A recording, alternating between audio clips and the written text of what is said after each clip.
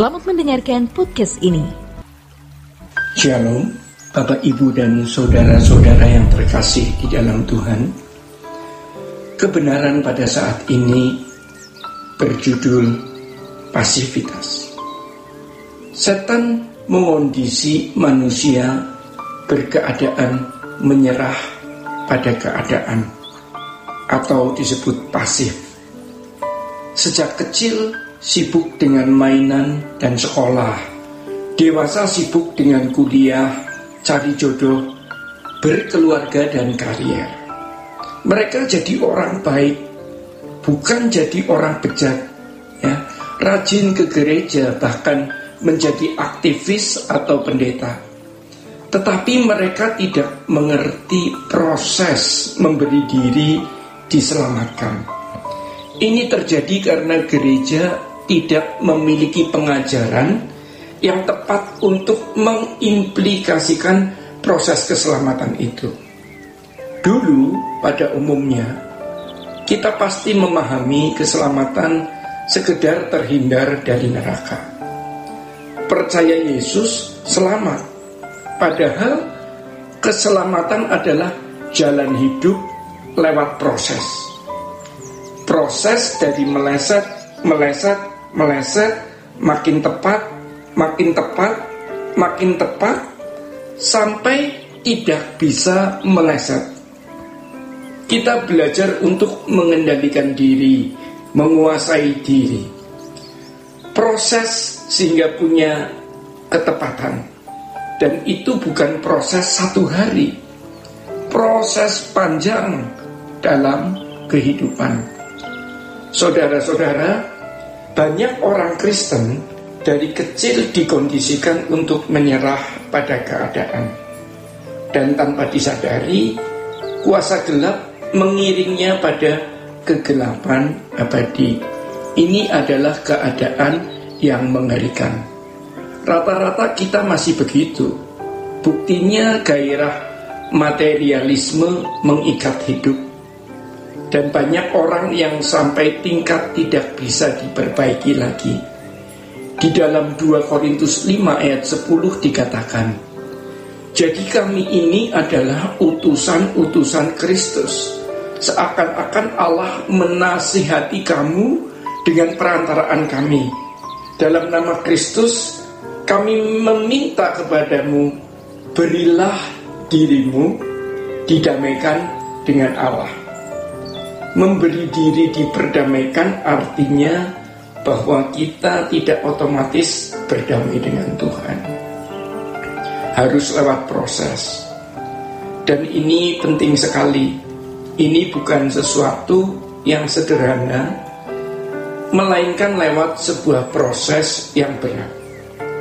Karena kita biasa hidup menurut daging, namun sekarang harus hidup menurut roh.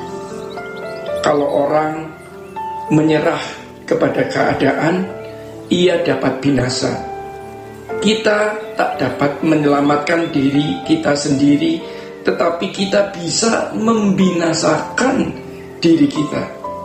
Namun oleh karena karya salib Tuhan, terbuka kemungkinan kita untuk diselamatkan.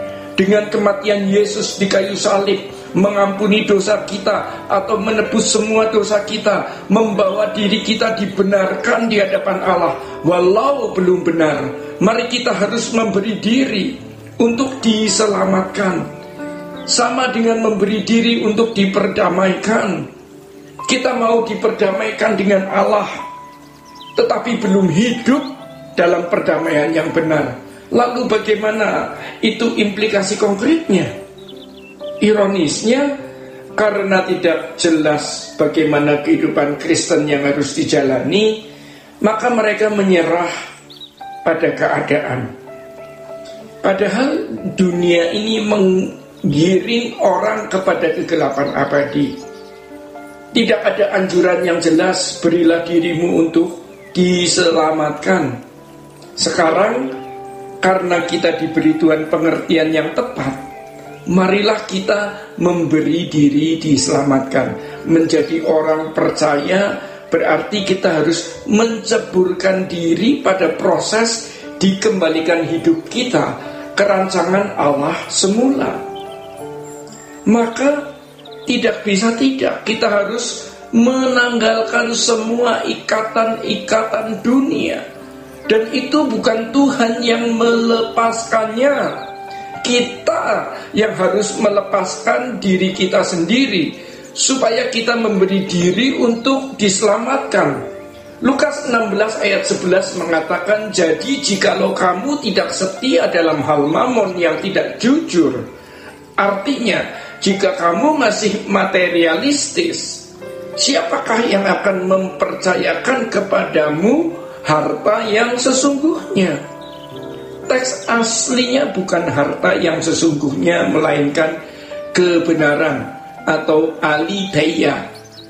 Jadi karena materialisme, maka anugerah untuk membawa kita kepada ketepatan bertindak, ya, fasilitas untuk mengubah kita dari hukum dosa menjadi seorang yang berkodrat ilahi, tidak bisa berlangsung ketika kita dengan kesungguhan melepaskan ikatan materialisme dan percintaan dunia. Pikiran kita menjadi begitu tenang dan jernih. Kita bisa memahami ayat-ayat Alkitab dengan benar. Kita bisa begitu betah duduk diam di kaki Tuhan. Hati kita bisa terarah ke kerajaan surga, yang mana itu tidak bisa kita lakukan dulu ketika kita masih ingin punya uang dan fasilitas.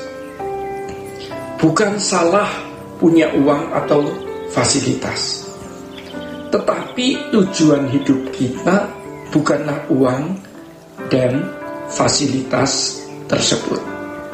Tujuan hidup kita itu Tuhan. Makanya Tuhan Yesus berkata, barang siapa tidak melepaskan dirinya dari segala miliknya, ia tidak dapat mengikut aku.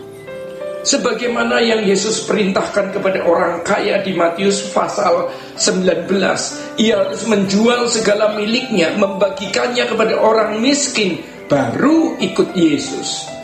Ini tidak boleh dimengerti secara keliru. Ini tidak bermaksud agar kita jadi orang miskin, memberikan semua uang kepada gereja atau kepada yayasan sosial. Bukan begitu, sama sekali tidak. Bahkan kita harus dalam pimpinan Tuhan dalam memberi, karena ini semuanya milik Tuhan. Jadi apa yang kita lakukan terhadap harta kita? Bagaimana kita mengelola harta kita? Harus di dalam pimpinan Roh Kudus. Makanya betapa pentingnya seseorang bertumbuh dewasa rohani, dipimpin Roh Kudus, sehingga dia bisa melakukan segala sesuatu dalam ketepatan. Disinilah maksud Allah menciptakan manusia.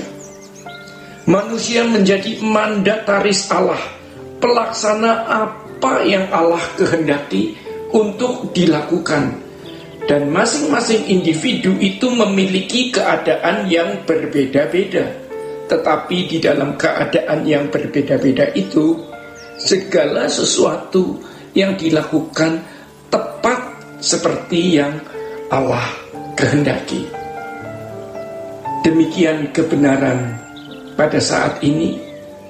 Tuhan Yesus memberkati. Sola Gracia.